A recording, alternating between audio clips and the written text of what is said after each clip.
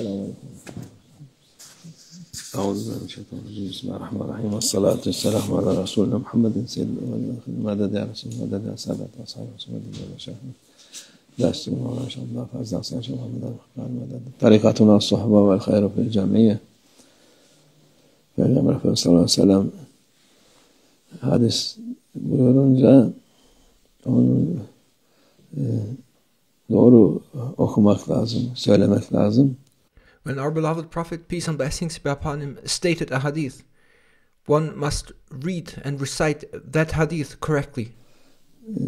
Çünkü hadis-i şerifler yazılmadı diye Peygamber Efendimiz'den bir sahabeden ötekisine aktarılmış. This is an important matter to recite and narrate the hadith of our beloved Prophet, peace and blessings be upon him, correctly, because the noble hadiths of our beloved Prophet, peace and blessings be upon him, were not initially written down. They were transmitted from the Prophet, peace be upon him, to one companion, from that one to another, and so on. Arada da tabii bu şeyler, Yahudiler falan başka hadisler aralarına koymuşlar. In that process, of course, some people, Jews and others, inserted fabricated hadiths among the authentic ones. O hadisleri çoğu temizlenmiş. Yani ama gene de arada sırada oluyor. And one must know, however, that most of those fabricated hadiths have since been cleansed from the collections.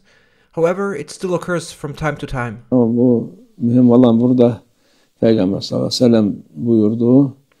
And what our beloved Prophet, peace and blessings be upon him, said, and what is most important here is, benden bir söz, hadis rivayet edip de benden olmayan hadisse bu insan cehennemde yerini hazırlasın. And what is important here, and what our beloved Prophet, peace and blessings be upon him, said on this matter is that if someone narrates a statement or a hadith from me, our beloved Prophet, peace be upon him, said, that is not from me, that person should prepare their place in hell. Çünkü mühimdir Peygamberimizin bütün sözleri bize yolu gösteren şeyler. The words of our beloved Prophet, peace and blessings be upon him, are most important because they are the guidance that show us the way. Bu hadis var ama Arapçasını bilmediğim için Türkçe söylüyorum. And this hadith I've just said exists, but I don't recall the Arabic, so that is why I'm saying it in Turkish. Çoğu insanlar kandırılmıştır. Yani kendi kendilerine kandırmışlar. Many people are deceived concerning two things. Gençlik ve sıhhattan. And it is in fact that they have deceived themselves. And those two things by which people are deceived are their youth and their health. Dolayı mağbun diyor. Mağbun dedi yani kandırılmışın bir Peygamber sallallahu aleyhi ve sellem'in Arapçası en düzgün, en açık olan Arapçadır. And the word our beloved Prophet, peace and blessings be upon him, uses in Arabic is ma'bun, and it is a word which not only it describes deception, it describes loss, and it is a very special word which our beloved Prophet, peace and blessings be upon him, used to describe that very circumstance that people are deceived by their youth and their health. And one must know that the Arabic of our beloved Prophet, peace and blessings be upon him, is the most correct and clearest Arabic.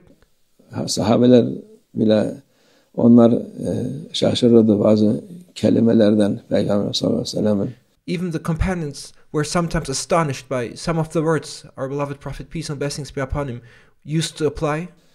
Peygamber Efendimizin Allah Azze ve Celle'nin ilminden verilmiş. Onun için okuma yazmaya gerek yok. And the knowledge of our beloved Prophet, peace and blessings be upon him, was given to him from Allah Almighty. So there was no need for him to read or to write. Doğrudan ilim veriyordu.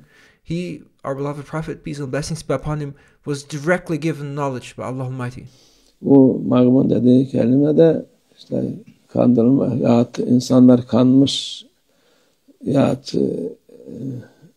çok acayip bir kelimedir ki Onun karşılığı zor izah edilir. And the word our beloved Prophet, peace and blessings be upon him, used to describe the deception in this hadith is maghbun, and it means to be deceived or fooled. But in fact, it is a very profound word whose full meaning is difficult to explain or to find an appropriate equivalent. Bu gençlikle, sıhhatle. And our beloved Prophet, peace and blessings be upon him, said that people are deceived. And they are deceived by two things, their youth and their health.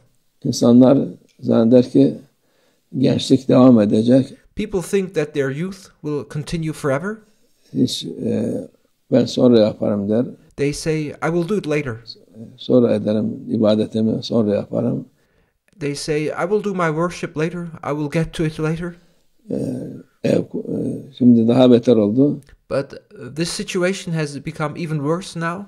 Eskiden düşünürlerdi ki hadi 18 yaşında oldum, evleneceğim falan diye düşünürlerdi. In the past, people would think, I've turned 18, so I will get married and so on. Şimdi 40 yaşında olmuş, daha kendini çocuk zannediyor, genç zannediyor. And now, however, someone can be 40 years old and still think of themselves as a child or as a young one. Kendini kandırmış oluyor. And in doing so, they are deceiving themselves. Hayat geçmiş oluyor. Life just passes them by. Ne ev yapmış, ne bark yapmış, ne insan yetiştirmiş.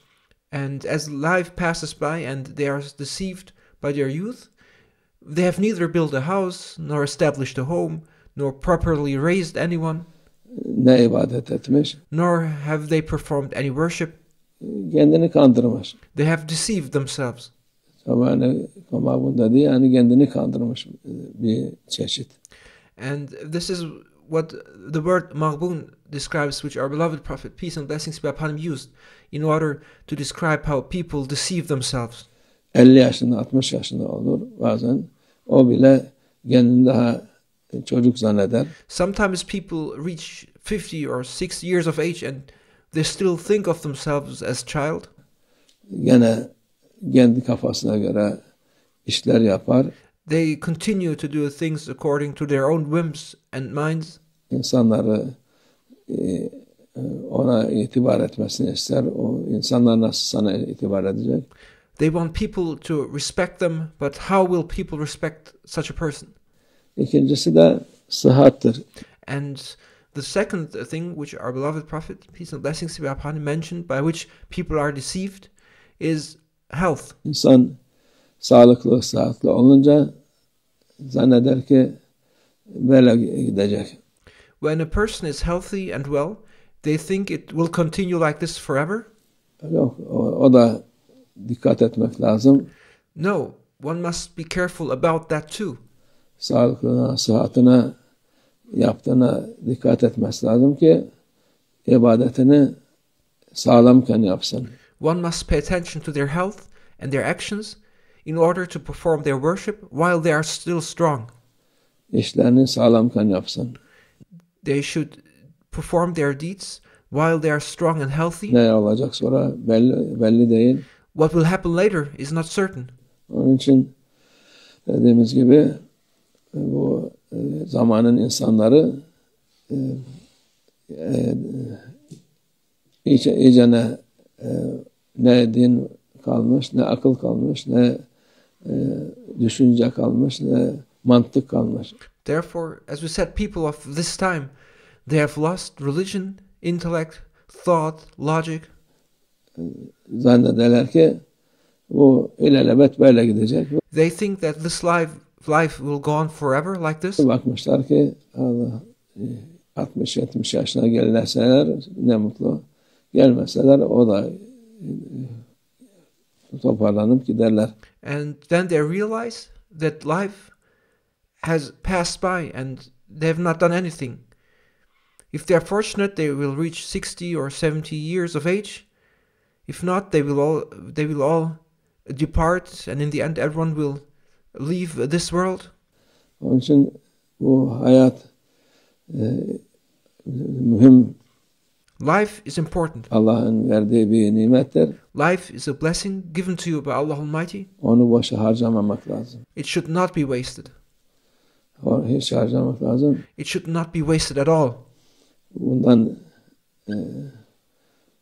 her defa yeni bir şey çıkar. Çocukları kandırır.